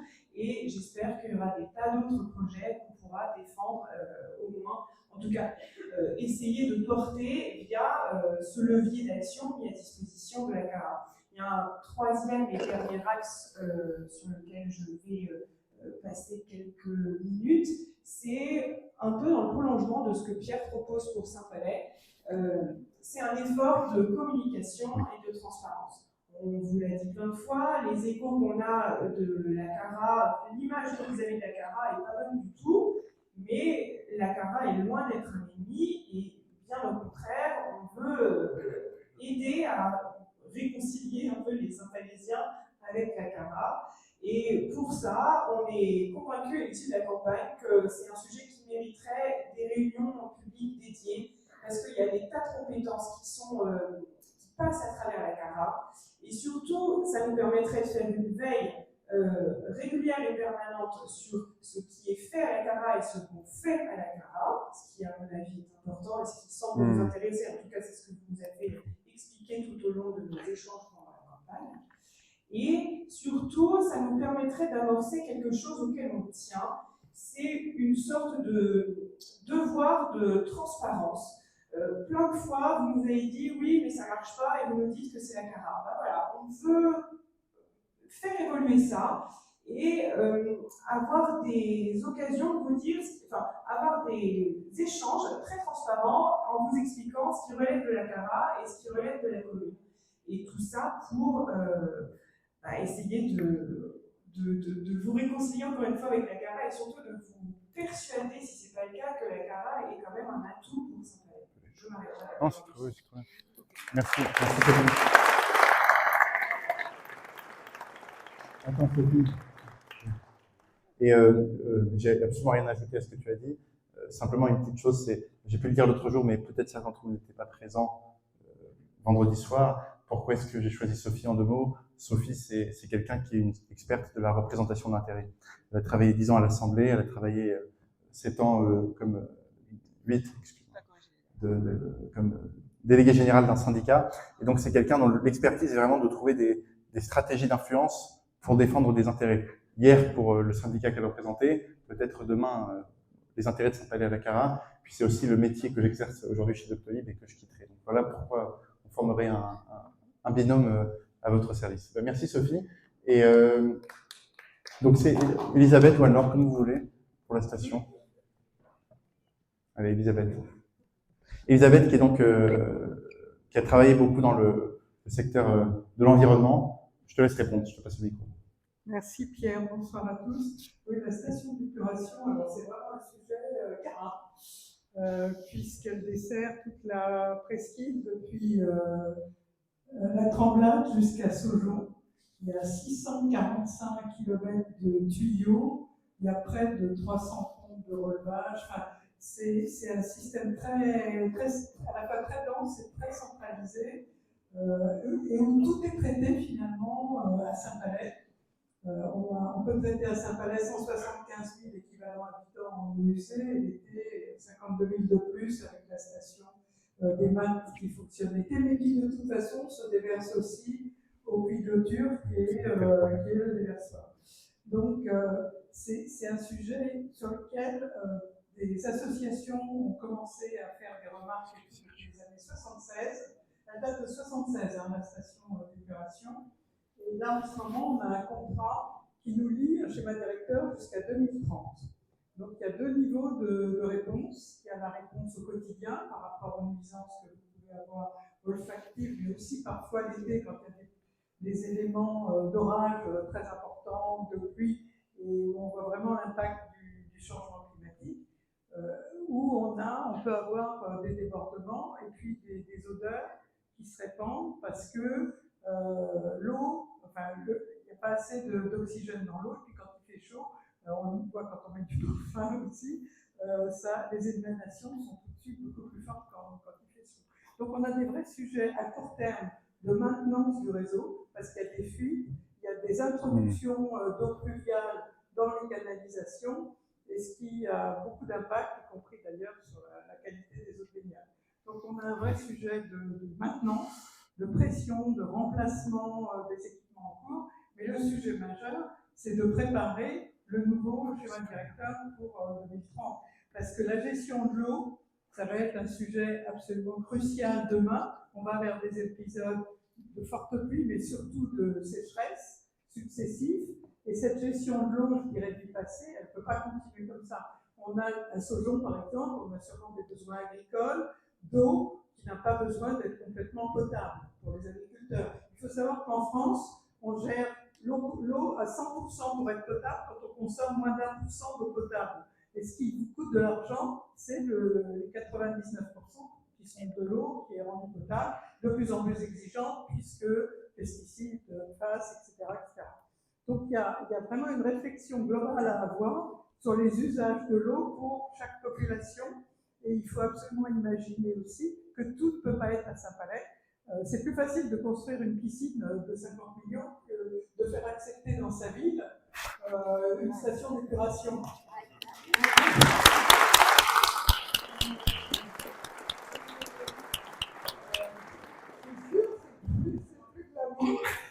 Et pourtant, il faut une station sûrement à Saujon, enfin, je ne sais pas. Et à la Tremblade, il y a d'autres besoins parce qu'il y a des ostréiculteurs qui ont une qualité d'eau différente. Et nous, dans les stations balnéaires, on a d'autres sujets qui relient la qualité des eaux de baignade quand il y a des fortes pluies, l'été, etc. Donc c'est un sujet, c'est vraiment un sujet où il faut défendre nos intérêts, parce que la station d'épuration, je comprends très bien qu'elle ait été faite à Saint-Palais, et pourquoi il faudra probablement qu'elle continue, mais il faut vraiment gérer l'eau avec des communes agricoles, puisqu'elle dessert toutes les communes agricoles, et quelques 4 stations balnéaires, peut-être simplement demain, qui ont d'autres besoins et d'impact sur le milieu marin et sur le cadre et sur la qualité des eaux de baignade. Donc c'est vraiment un sujet au cœur, c'est pas forcément un sujet sexy. En plus, il y a eu pas mal de gens qui n'ont pas relié leur maison à des gestions, aux eaux usées, qui ont installé des salines-broyeurs sans les déclarer. Enfin, il y a beaucoup de sujets qui sont liés aux eaux usées et qui ne sont pas traités suffisamment sérieusement aujourd'hui. Et il faut vraiment qu'on y réfléchisse pour demain en fonction de la sobriété de l'eau, qui va coûter de plus en plus cher, et puis des usages de l'eau. Et à chaque usage, il faudra une réflexion construite et probablement beaucoup plus approfondie sur l'utilisation de l'eau et pas de l'eau potable à 100% pour 1%. Pour l'instant, on n'arrose que les golfs et les fleurs de la mairie. Donc c'est très bien, il n'y a rien contre évidemment, mais on pourrait faire beaucoup plus. Ça, c'est assez symbolique. Donc c'est un gros sujet pour demain et c'est un sujet auquel on veut vraiment s'atteler dans l'équipe. Wow. Merci.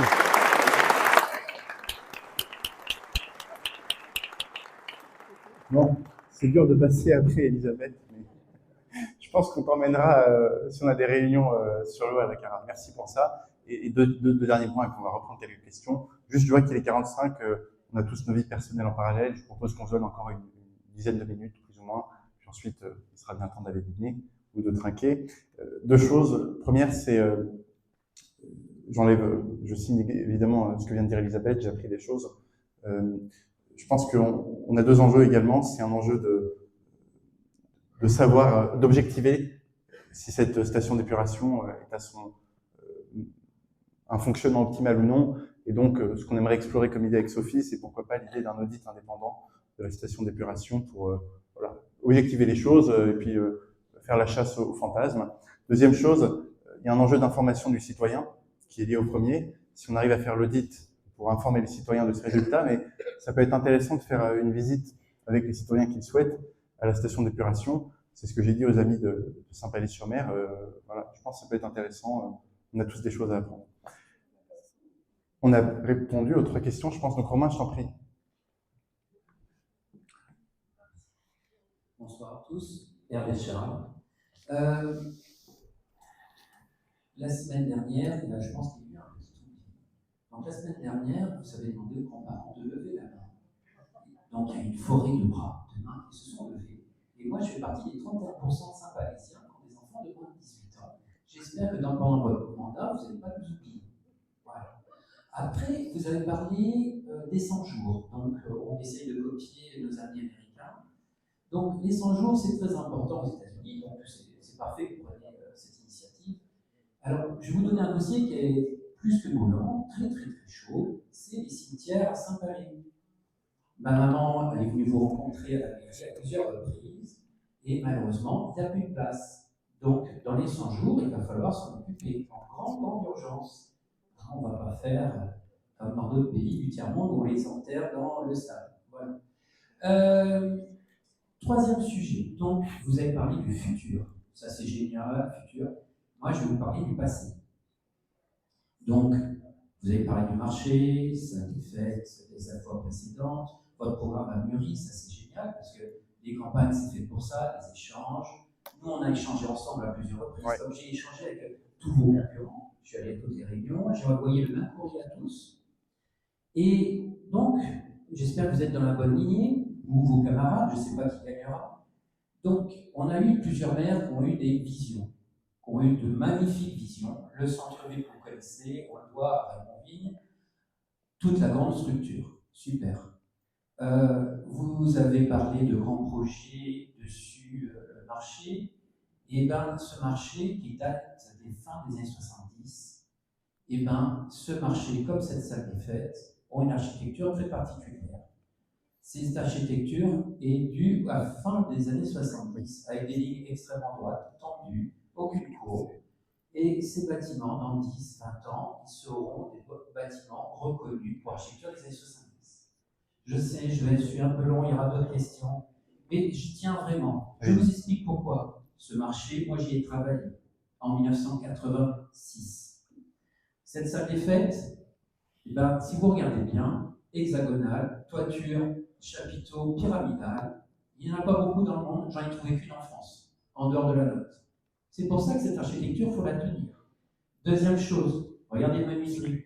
Système, elles sont en 3D, elles sont pas plan. Et bien, je veux dire, c'est mon papa qui les a fabriquées, qui les a installées. Comme les menuiseries du marché.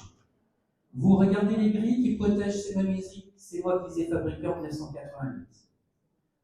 Cette salle des fêtes, j'ai fait la fête, j'allais qu'une fois par an au cinéma, c'était pour les journées de Noël. J'ai fait la fête aussi dans cette salle des fêtes, et M. Bullier étant ici présent, non, d'abord M. Bullier. M. Bullier, ici présent, il a créé le jumelage, j'en ai fait partie le premier jour, et qu'est-ce qu'on a fait? On a fait dans cette salle des fêtes. Il est en train de hocher la tête, avec un bon souvenir. Et honnêtement, je lui rends hommage parce que je lui dois beaucoup, parce que c'est grâce à lui que mon entreprise est à Saint-Palais et que je suis resté à Saint-Palais. Donc il a été visionnaire lui aussi. Et M. Claude Baudin a fait l'honneur de me marier le 14 novembre 2009. Qu'est-ce qu'on a fait? Devinez? On est venu faire la fête ici. Donc je vous dis sincèrement, il y a plein de choses à faire. Mais ne détruisez pas ces deux bâtiments, s'il vous plaît.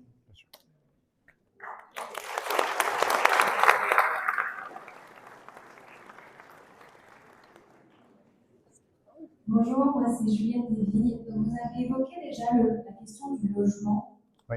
Moi j'en avais une autre. Aujourd'hui, 70% du parc immobilier à Saint-Palais est constitué de résidences secondaires, souvent vides 10 mois sur 12, et la pression touristique exclut progressivement les habitants permanents. Comment comptez-vous réguler Airbnb, les locations saisonnières et la prolifération des résidences secondaires afin de préserver la vie locale? D'autres territoires du littoral, comme l'île d'Oléron, ont déjà pris des mesures fortes. Comptez-vous vous en inspirer? Si oui, lesquelles? Merci. Merci. Une troisième question, Romain. J'ai vu une main se lever. Oui. Je suis désolé, on n'aura peut-être pas le temps de prendre toutes les questions, mais si c'est le cas, on pourra en discuter en face-face à la fin. Mais on va faire le maximum. Bonsoir, Sandra Léonard. Je vais rebondir sur M. Charles. Je ne vais pas parler des enfants de moins de, si, je vais parler des enfants de moins de 18 ans, mais la petite enfance et l'enfance. Quels sont vos projets? Alors, Claire attend parce que si je ne donne pas à madame le micro, elle me regarde avec les gros yeux depuis tout à l'heure. Bonsoir. Débat. Vous avez sur votre liste 28 colistiers. 29. 5 anciens reconduits par l'équipe actuelle de M. Gaudin et 23 nouveaux. Oui. J'aimerais savoir, parmi ces 28 colistiers, combien y a-t-il de résidents permanents à Saint-Palais et parmi ces 28 colistiers, combien travaillent en dehors de Charles-Colentin? Romain, je te propose qu'on réponde encore une. Allez, encore une. Je suis désolé. Bonsoir. Bonjour, monsieur. Là, pour l'instant, c'est la seule association qui va prendre le micro, donc j'en profite en même temps pour mes collègues. Moi, je suis Jean-Claude Avril, je fais partie de l'athlétisme de Saint-Palais. Actuellement, nous avons en commun un projet, donc vous, de voir l'avenir. Nous, de mon côté, je vois l'avenir aussi du club d'athlétisme, où nous rencontrons de gros problèmes. Actuellement, ce n'est pas parce que nous organisons 2 animations dans Saint-Palais, où c'est la course à pied. Ce que je voudrais parler, c'est au niveau de l'athlétisme. Juste en 2 mots, nous rencontrons de gros problèmes avec les jeunes.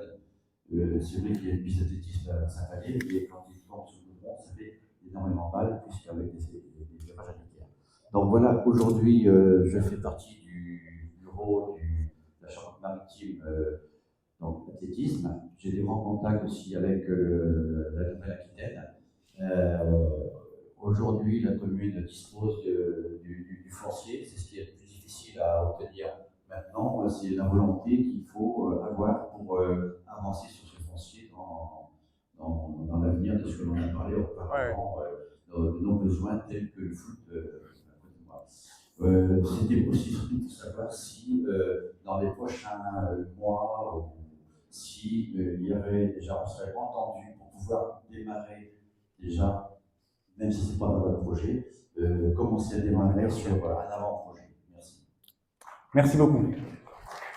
Il y a beaucoup de questions. Monsieur Charles, vous en avez posé 5. Recordman. Je vais répondre le plus rapidement possible pour se donner la chance de peut-être reprendre une autre salle. Monsieur Charles, je vais répondre en mode flash. Vous avez dit les 100 jours, c'est les États-Unis. Non, c'est Napoléon, c'est français quand même. Corse même. Pour les jeunes, je vais répondre à Madame Hugonard, mais évidemment, on ne les oublie pas. On a 4 ou 5 jeunes de moins de 30 ans dans notre équipe, et notre envie, c'est qu'on ait un Saint-Palais multigénérationnel. C'est tout le sens de notre programme. Vous parlez du cimetière, alors j'espère que j'ai le droit de l'annoncer, mais on est en train de travailler pour la fin d'année.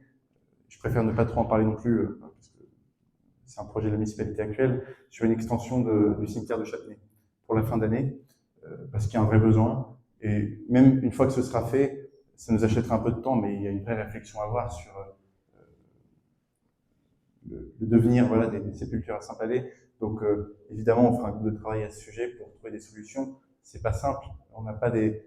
J'anticipe Monsieur Avril, sur votre question, les zones qui peuvent accueillir des cimetières à Saint-Palais ne sont pas full non plus, mais il faut trouver des solutions parce que sinon, on va pas, voilà, il faut traiter les morts avec dignité. Donc, mais j'ai pas la science infuse à ce sujet, donc je préfère vous dire qu'on travaille sur ce sujet ensemble avec les citoyens qui le souhaitent. L'architecture de la salle des fêtes, je crois que c'est un peu ce que je disais tout à l'heure, mais je peux le préciser. Nous, on souhaite, s'il y a des choses à recycler qui sont recyclables, réutilisables, évidemment qu'on le fera, c'est plus économique, ça apporte du cachet historique, quoi. Aucun problème avec ça. Madame Desvignes, c'est bien ça? Madame Desvignes, excusez-moi. Oui, vous disiez comment est-ce qu'on peut faire venir...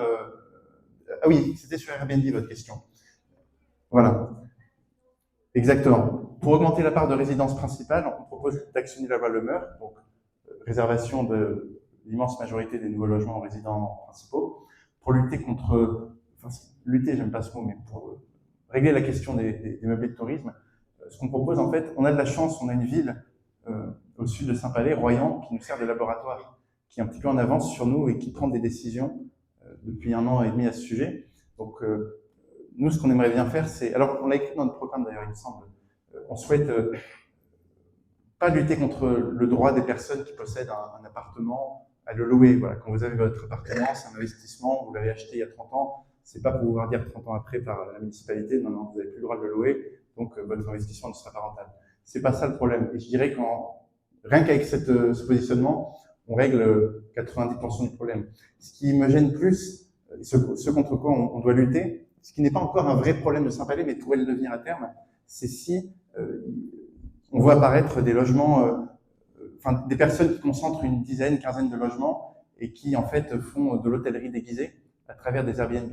Et là, non seulement ça nous prive de maisons qui peuvent être habitées par des habitants à l'année, ça fait une forme de concurrence, pas déloyale, mais voilà, dont on ne veut pas avec nos hôtels. Donc, ce contre quoi on veut lutter, c'est plutôt la concentration de logements nombreux, pas le petit Airbnb qu'on loue pour arrondir ses fins de mois. Madame Hugonard, on avait échangé, c'est vous qui êtes vers l'avenue de la Gagne. Excusez-moi, j'ai dit votre adresse. Non, vous êtes aide-soignante, si je me souviens bien.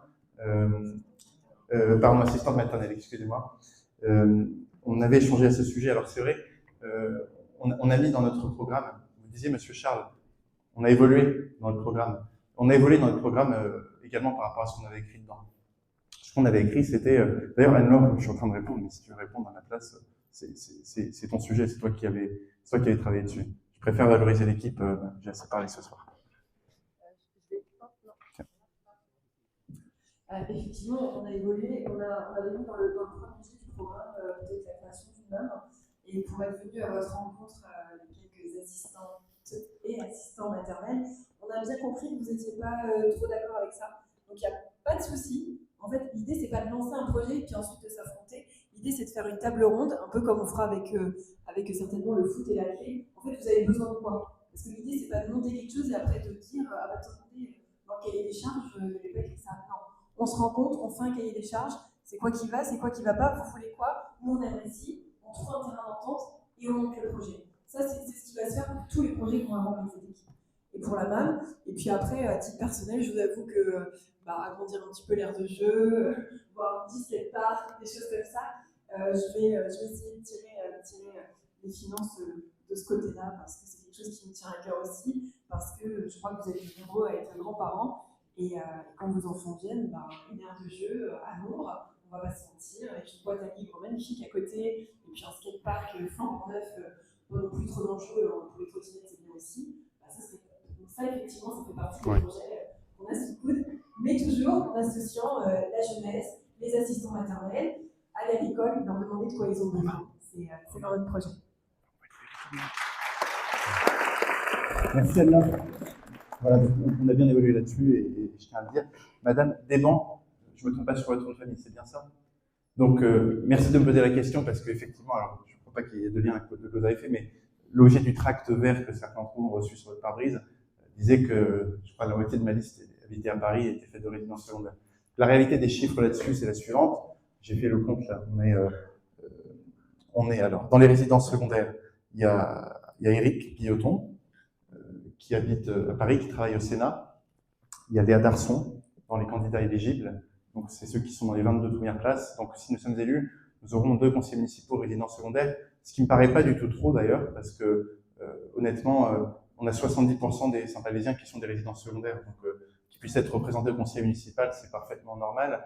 Et c'est d'ailleurs ce que j'ai fait moi pendant les 2-3 premières années du mandat. Après, dans le reste de la liste, alors on a Elisabeth qui est intervenue sur la qualité sur la station d'épuration, on a Gaspard Salvatore, et je crois que c'est tout. C'est tout. Ouais. Voilà. Donc on est 4. 4 résidents secondaires.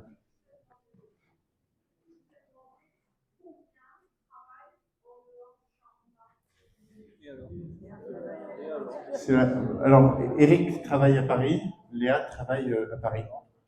Voilà, c'est tout. Alors si, dans le tract en question, j'imagine que c'est à ça que vous faites référence, il y a Guillaume Diamant-Chéret qui travaille à Bordeaux à temps partiel, mais vous savez, quand on est élu à la mairie, on a le droit de travailler, et on se rend bien au bureau, voilà. Bordeaux, c'est 1h32, il n'y a rien d'infamant à ça. Je suis en train de vous répondre, madame. Alors il y a Gilles Saint-Georges qui a appris dans le tract tout à l'heure, qui dirigeait une association à Paris. Il était très étonné de l'apprendre. Non. Voilà. Donc les personnes qui travaillent en dehors du Charente-Maritime, je vous réponds comme ça de ma tête. Il y a effectivement la résidence secondaire que j'ai citée, il y a Guillaume qui est encore actif, 2 jours par semaine, je crois que c'est tout. Hein. David, il voyage un petit peu. Voilà.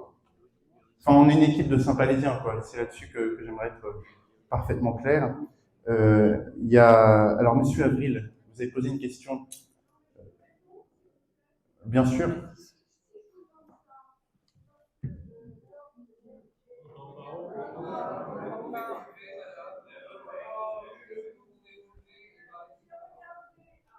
Si je vous demande ça, c'est que j'ai regardé mon dernier conseil municipal. Et sur les PV conseils municipaux, et sur les 7 précédents conseils municipaux, j'ai noté que M. Piloton avait été absent 14 fois. Sur 7 conseils?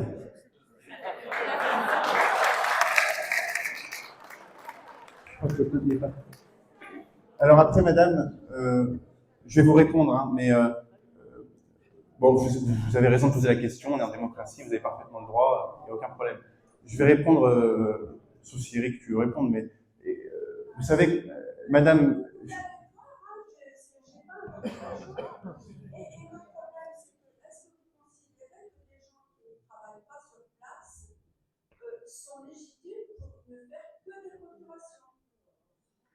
Bon, écoutez, je vais vous répondre, je vais demander à tous de respecter madame qui a parfaitement le droit de poser cette question, il n'y a aucun problème. En fait, ça tient à la nature du travail de conseiller municipal. Eric, je ne dis pas ça pour le flatter, effectivement, dans les derniers mois, il y a eu la discussion budgétaire au Sénat. Bon, c'est quelqu'un qui connaît Saint-Palais depuis...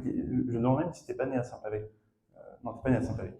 Mais bon, dont la famille est bien connue à Saint-Palais, dont le père a construit certains des bâtiments saint-palaisiens. Aujourd'hui, il travaille effectivement à Paris la plupart du temps et se rend à Saint-Palais le plus possible, de plus en plus d'ailleurs au fur et à mesure de sa carrière. Mais Eric, sous le mandat précédent, en fait, c'est la même chose qu'à l'Assemblée nationale. Vous savez, à l'Assemblée nationale, parfois, il y a des gens qui postent une photo de l'Assemblée nationale pour dire « elle est vide, c'est n'importe quoi, les députés ne font rien ». Bon, sauf que ça, c'est totalement démagogique, parce que c'est pas parce qu'on est présent à l'Assemblée pour lever le doigt, puis sur le bouton de vote, qu'on bosse. Le travail, il se fait ailleurs.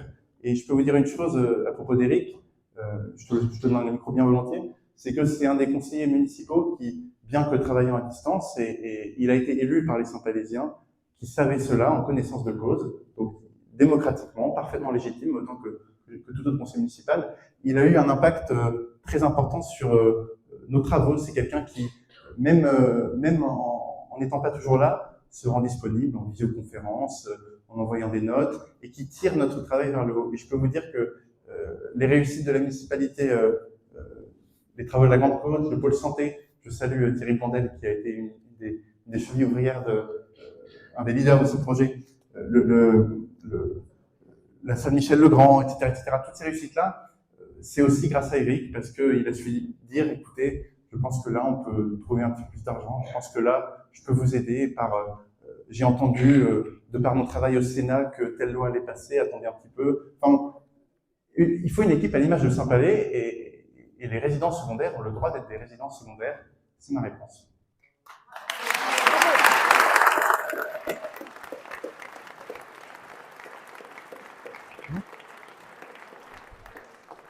Bon, mais vous avez parfaitement le droit de poser la question et j'ai le droit d'y répondre.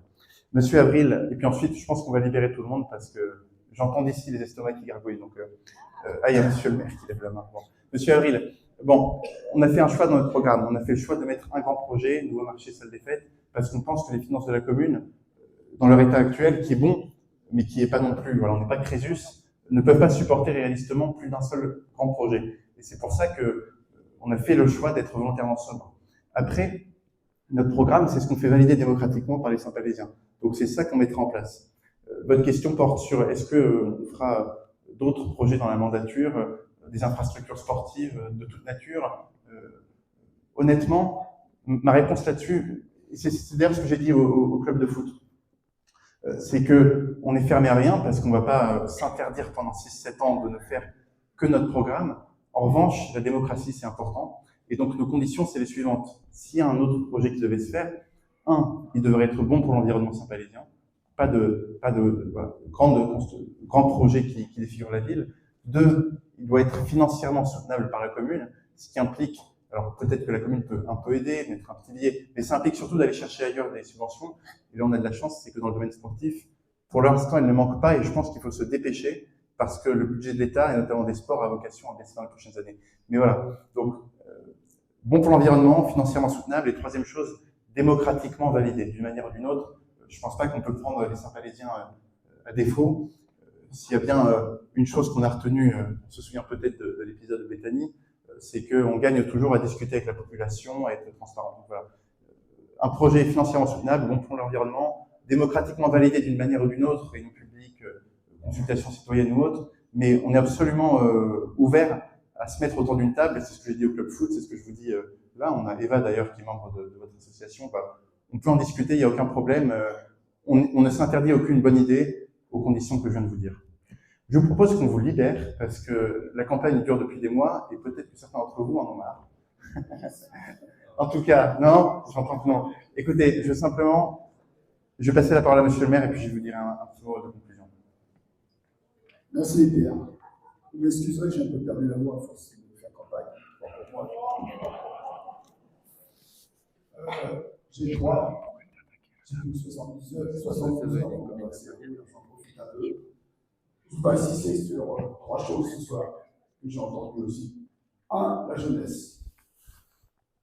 J'ai entendu certaines personnes, mais je sais qu'autour de Pierre, je connais déjà les prénoms, il a réussi à trouver 10 personnes entre 30 et 50 ans. Jamais réussi. Trouver des jeunes qui viennent dans une équipe comme Anne-Laure, qui peut sortir. Viens voir Anne-Laure. Viens. Romain, viens voir ici. Gaspard. Ils sont les petits jeunes là. Allez. Ah, t'es encore dans la moyenne.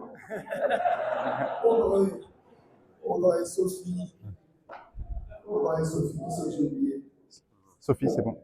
J'ai entendu dans la campagne qu'on en a marre de anciens. Les nouveaux, les voilà.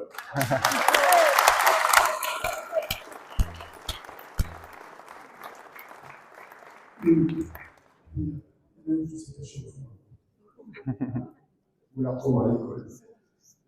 2, la confiance et la fidélité.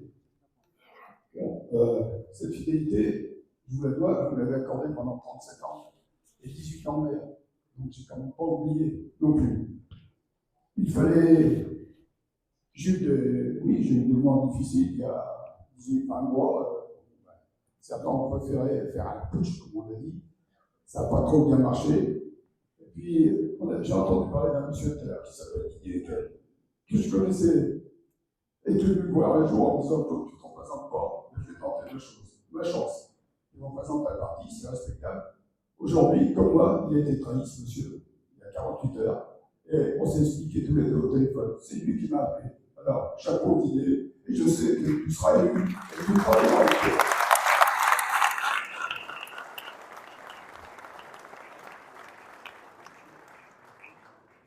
première chose, c'est répondre à vos interrogations.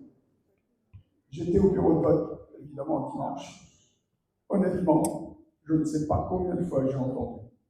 Claude, comment tu as pu supporter tout ce que tu as entendu à une certaine réunion la semaine dernière?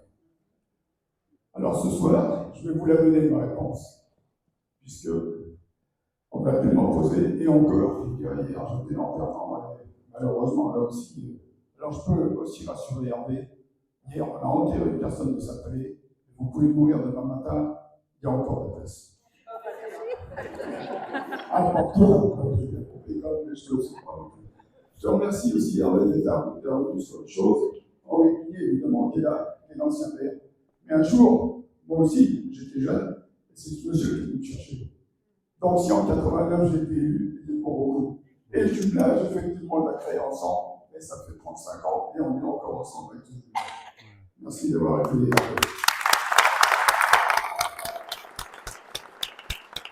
Ma réponse à ces attaques que j'ai pu avoir, je vais lui donner, c'est dimanche. C'est dimanche. Votez massivement pour l'équipe que représente Pierre Bernardo, parce que je vous l'ai dit la semaine dernière, c'est bien lui que je souhaite être mon successeur.